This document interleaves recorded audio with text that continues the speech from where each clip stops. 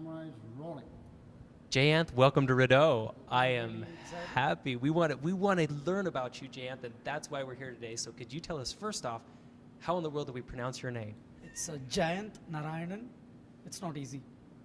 How do you spell it? It's Jayanth, and the last name is Narayanan.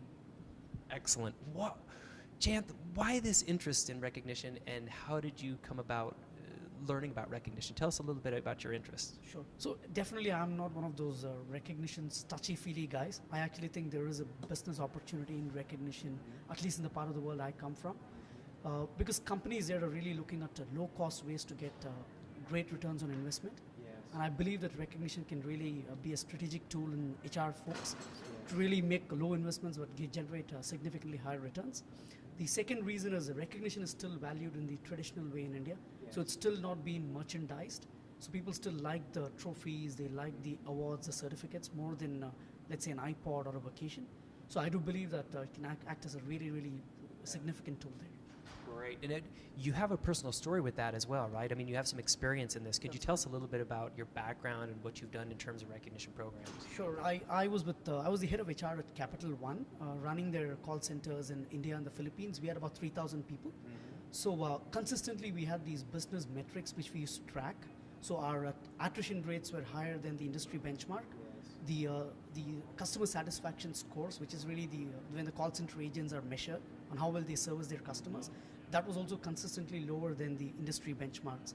So we wanted to find out why is it that Capital One was not able to even get to the industry average.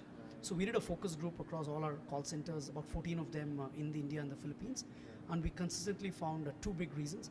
So one is there was a lot of loyalty towards working for a global recognized brand. So the agents would love to work for an American Express or a Citibank. Capital One doesn't sell in India, so nobody knows about Capital One. So people were thinking we were like a mom and pop shop there.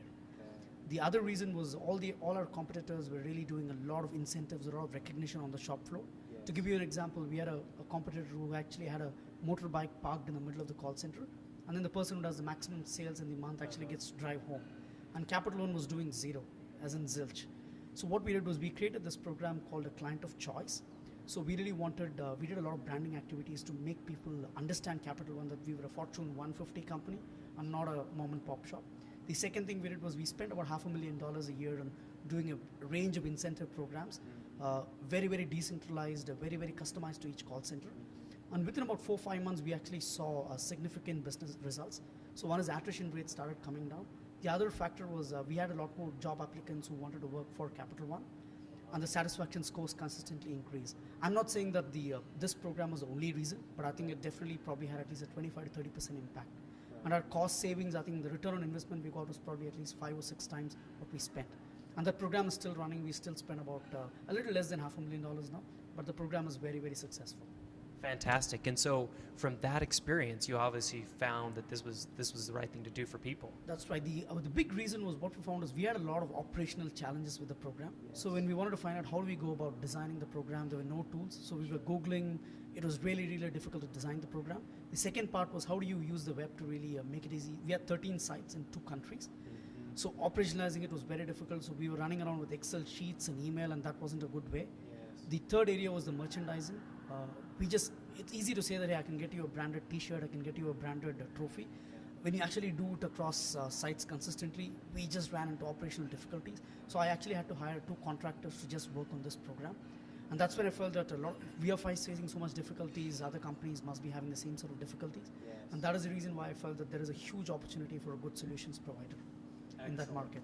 Excellent. So now with this work you're doing with Rideau, what are your expectations or hopes for the country, and what are you going to do to develop it? Sure. So one is we are the first solution provider in India or even in the Asia market to set up office there as a sales office. And I do think that companies are going to love this because what they're going to get is virtually no additional cost over what they're spending in ad hoc programs. They're now going to get an integrated program. They're going to get a one-stop solution. So I really think if we mess it up, it's only our fault. I think the market is there, the opportunity is there. Right. On a personal note, I've met your beautiful wife and wonderful son. Can you tell us a little bit about your own family and maybe just something personal about you to tell a little bit about you to the Rideau folks at home? Sure. So I was married about 7 years back. It was an arranged marriage, which is very, very different from what you guys are used to in North America. So essentially, you date after you get married. So you fall in love after you get married. I have a 4-year-old son. So I think most of my leisure time, when I come back from work, I make sure I spend time with him. I think he really values that 15, 20 minutes right after I come back home, more than spending 4 hours with him. I think he really values the first 15, 20 minutes, and then he's off on his own. He lets me do my work. So I think I really have a great time with him. And personally, I was very, very actively involved in lots of sporting activities till I broke my leg a couple of years back. So my left leg is full of nuts and bolts. So I can tell you all about knee reconstruction, bone reconstruction. I can tell you a lot of stories about that. I also run a restaurant in Bangalore, which is my hobby. So that is really my weekend hobby, and I really enjoy doing that. Jayant, something that really caught my attention was the fact that you do something at your restaurant that's unique too. Yeah. You're building your employees, you're treating them better, Yeah. you're able to get better trust as a result. Yeah. So you're actually practicing what you actually believe in terms of the That's recognition as well, and I really like that. I really like that. So I mean, a lot of people who probably have somebody in the family who's running a restaurant know how operationally intensive it is. Yes. I actually go to my restaurant probably an hour or two every week. And there's nobody in my family or anybody who's helping me out. These are all hired professional employees who are actually doing this. So I think the way I've been able to do that is really get them very, very engaged. I place a lot of trust on them. Most people are very suspicious, so the approach I've taken is you trust them till the point that it gets really bad. Yeah. So there are going to be bad apples, but don't penalize everybody for it. And that has really worked well for us. So now we have these 3 or 4 people who are really engaged, and I think they are the ones who are really running the restaurant. So I really feel that I owe it to them to really make them a great life, really grow the brand. And whatever they're doing, I want to support them to the extent possible. I love it. I love it. It's great to have you on the team. It's great to have you on the ground in India, and you're practicing the talk. I also love what you're doing in terms of just helping other people all the time. So it's great to have you on the team. Thank you. I'm Jayant. really excited. One of the reasons I've been more interested in recognition is really Peter and the Redo team.